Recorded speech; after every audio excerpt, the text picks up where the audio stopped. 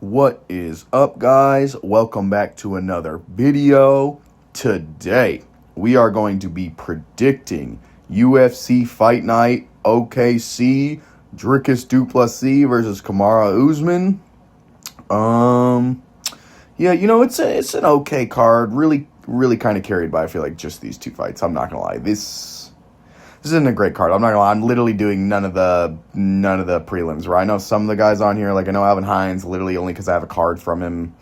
I know these two, and I know Jose Miguel. I don't know what the fuck I just called him, bro. Miguel. Yeah, no. I'm a fucking idiot. But yeah, sadly, there's going to be not very many predictions today. We're only going to have about 5 because I'm only doing the main card.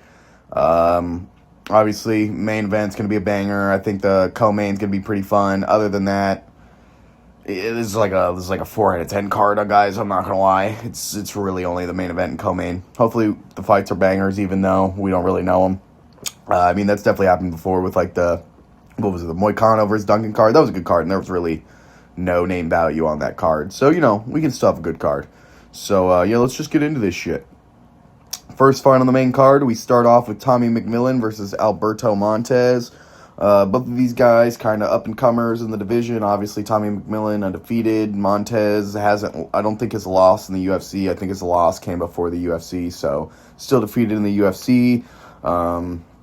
Montez, bid submission guy. Literally, I think he's on like a 4 submission streak. Like, all of them, I think, are like Darce's / Anaconda chokes. So he's pretty good at that.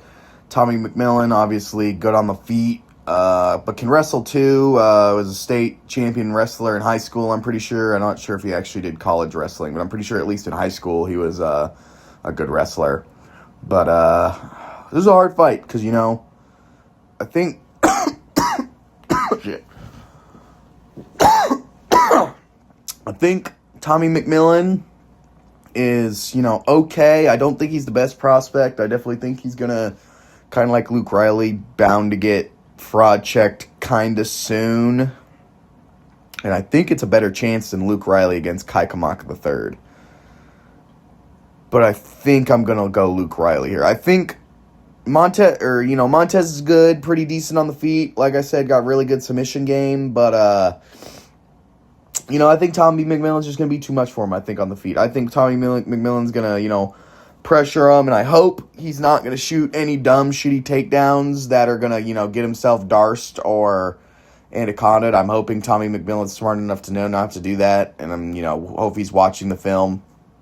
Coach trains with Sean O'Malley and Tim Walsh, so hopefully they're training this guy on literally not getting put in one of 2 submissions. But yeah, I think I'm going to call a round 2 Tommy McMillan TKO win. I think he's going to pressure him and box him up pretty well and manage to get the finish in the second round. I think he's going to manage to stop the takedowns. I think he's going to not shoot takedowns, or at least if he does, he's not going to shoot shitty ones that are going to get himself put right into a submission. But I'm hoping and I'm thinking he's going to fight smart enough to, not stick his head into a fucking submission. So give me Tommy McMillan, round 2 TKO. Next we have Tabitha Ritchie versus Fatima Klein. Fatima Klein, up-and-comer in the women's division, nice kickboxer, solid head kick KO in her debut, then beating, Angela Hill, I think, in her last fight. Tabitha Ritchie lost to, I don't even remember, but she's okay, Baby Shark. But I think Fatima Klein's going to be something in this women's division, bro. I'm going to take round... I'm also going to... Give me round 3 TKO for Fatima Klein. I think she's going to have to beat her up a little bit, but I think she's going to get the finish here, actually. She's pretty exciting for a women's fighter, knows how to strike pretty well. Is going to have a big reach advantage, literally that's 6 inches. That's a big-ass reach advantage. So, I think she's going to use that to her advantage. I think she's going to tap us a Baby Shark up, bruh. I'm going to beat her the fuck up. So give me round 3 TKO for Fatima Klein. Yeah, we'll see what she can do. Next, we got the Serial Gooner versus Mitch Ramirez. Chase Hooper missed weight. If anybody saw that, overweight by 1.5 pounds. So this will be at catch weight, it looks like. Or maybe not. I didn't see anything about it get canceled, so I'm just assuming it's going to be at catch weight. Chase Hooper, obviously on a loss streak of getting KO'd due to the fact that he has negative striking and striking defense. Mitch Ramirez coming off losses to fucking... Fuck, I don't even remember, bro. I just looked it up, too. That makes me angry. Looked it up for a reason. But he's also on a loss streak. Not the best striker, but... This is a hard one. Because I think... Honestly, at this point, I think both these guys fucking suck. Chase Hooper, just the fact that he can't strike at all is never going to be anything. As long as he's not fighting somebody with, like...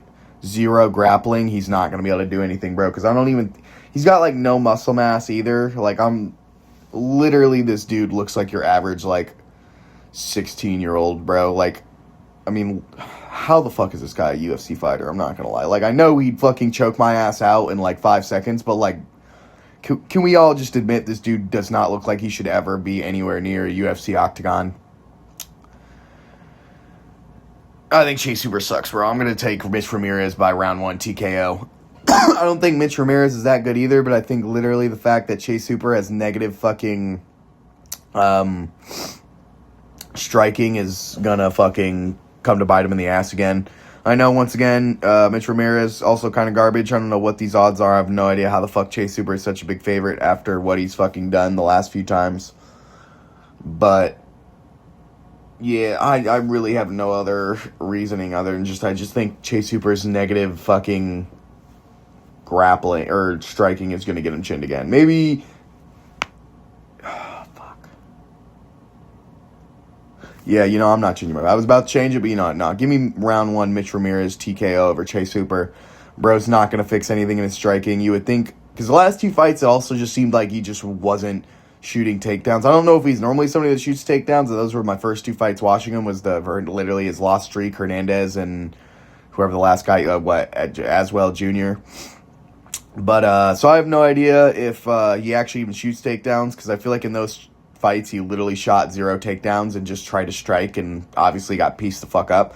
But maybe he'll try and actually shoot takedowns this time, but I think he's gonna use that negative fucking striking again and get himself chinned. So give me round 1 Mitch Ramirez TKO. Now we get into this co-main event. Jared Cannonier, Christian Leroy Duncan. I mean, both these guys are good fight. Well, Jared Cannonier used to be a good fighter. Jared Cannonier is still okay, he's just too old, man. I mean, what, fucking 42? And you're kind of chinny? I mean, kind of chinny, bro. You were able to survive. I don't understand how he survived against RoboCop and then has been put out by, like, the last few guys he's fought. I forgot who it was last, but I don't know how he survived RoboCop's, like, destruction hands, but managed to get KO'd by everybody else. But, yeah, I'm going to be taking Christian Leroy Duncan. Obviously him at least coming off a win off of Roman Dolidze. I think he's on a win streak, but the last one I remember is Christian Leroy Duncan. Roman Dolidze. That's his last win.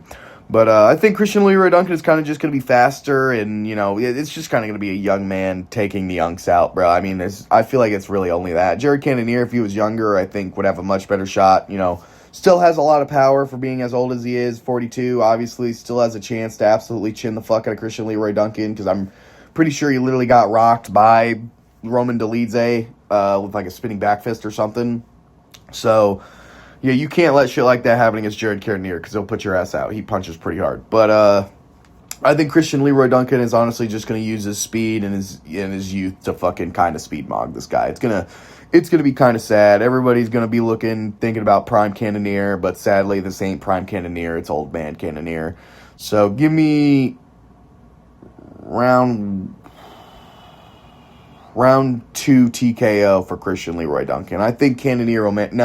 give me round 1 TKO for Christian Leroy Duncan. I think he's going to catch him with something big. Maybe like that spinny shit he likes to throw. But I think he's just going to come out too fast and too hard for Jared Cannonier. I just don't see him being able to get it done. So give me Christian Leroy Duncan round 1 TKO over Jared Cannonier. Let's go. Now, we get to this main event. I think I'm on a bad main event loss streak, boys, so I need like at least... The last one I got right was, I think, Song Yudong, so like 4 or 5 weeks ago. At least a month of wrong of main events. Don't worry, we're getting this right, though. Dricus du Plessis versus Kamaru Usman. I mean, the battle of who is the true African, you know what I'm saying? And we all are going to figure out who it is, and we all know who it is. It's Dricus du Plessis. Sorry if you're hearing noises right now, boys. One of my roommate's cats is coming in, and I'm going to beat his ass.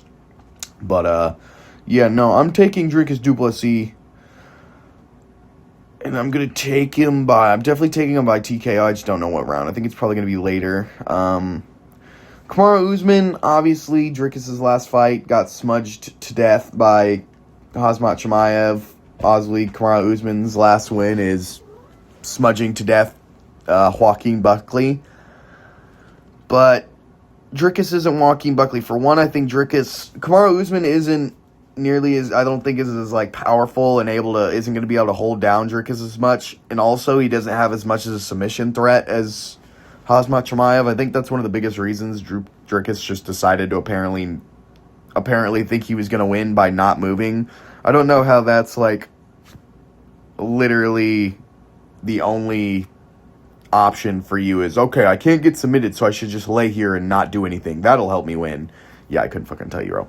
But I think the fact that Usman is just not as, obviously coming up a weight class now to middleweight, he's been fighting between welterweight and middleweight, so I guess he's still kind of been a middleweight, but you know what I mean. But I think he's just not going to be as powerful, and I think his lack of submission threat is going to not help him out. So I think he'll probably get some takedowns on du Plessis, but I don't think he's going to... Like, he might win a round or two, but I don't think he's going to manage to pull it off. Also, he's just got weak legs, so I think du Plessis is going to utilize them leg kicks, take out them weak knees, and Kamaru Usman's just not going to be ready for the wild style. I mean, we all know what's going down. Give me round 3 Dricus du Plessis by falling piano, bro. By that, I mean TKO. Yeah, I think du Plessis is going to kind of go out there and just piece bro up. I think it's because obviously Joaquin Buckley was fucking Usman up on the 5th round during the little point it was on the feet. So Usman, I think, is honestly kind of just done on the feet. I mean, obviously he can still beat some bums, but against anybody with serious on the feet, threat, I don't think Kamaru Usman is just going to have anything for him. And like I said, I don't think he's going to have anything for him on the ground. He's not going to go for a submission, or if he does, he's not going to get it. The only thing he's going to be able to go for is ground and pound, and when he does that, that's going to give du Plessis a chance to get up, and I just don't see Kamaru Usman. The last guy he finished on the feet was literally Masvidal too, so if you think he's somehow going to put out Dricus du Plessis, I think you're fucking crazy, and I just can't see him smudging him to death. I mean, I just don't see it, brother. So give me Dricus du Plessis, round 3, falling piano, to prove he is the true African champion. And then after that, they're probably going to run du Plessis versus Strickland 3. If du Plessis wins, he's calling out Strickland. I already know that. Like, I'm not dumb, bro. We're all not dumb. I already know the UFC, this is a contender. This is a number 1 contender fight. Like, whoever wins this fight is getting the title shot. I don't care about Nazadim and Mimah. Or, we do. I mean, we don't really care about him, but, like, he deserves a title shot. But the UFC is absolutely skipping over that motherfucker, whoever wins this fight. I'm calling it now. But, yeah, boys, tell me what you think about this. I mean, very good main event, and main card's okay, but the rest of it's kind of bullshit. But let me know what your predictions are. Let me know what you think about the video and what I should do next. Du Plessis will prove he is the true African champ tomorrow. Let's go, boys. And have a good one.